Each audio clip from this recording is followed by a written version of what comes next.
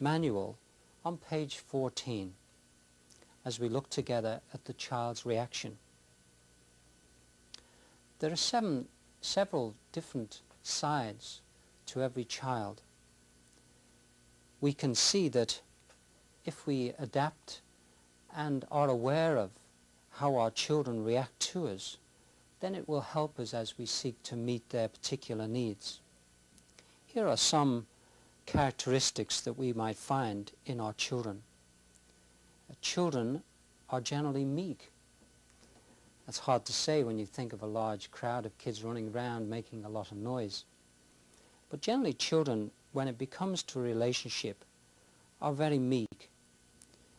They tend to give way to the adult. There's something about an adult, of course, an authority figure. Secondly, our children are unquestioning. They will accept what we have to say generally without questioning those different things that we teach them. Thirdly, children think tangibly. What I mean by this is, with adults, we have a different approach to our faith. We can think in non-abstract terms. The children, however, think very often in concrete terms. If we talk about Jesus saying, for example, I am the door, then we need to explain that to our children. Do the younger children, when we say, Jesus said, I am the door, think of a piece of wood that fits into a hole in the wall? They may question how Jesus can be like that. Obviously, we understand the difference. We need to explain that carefully because children think tangibly. And then, fourthly, children are sensitive.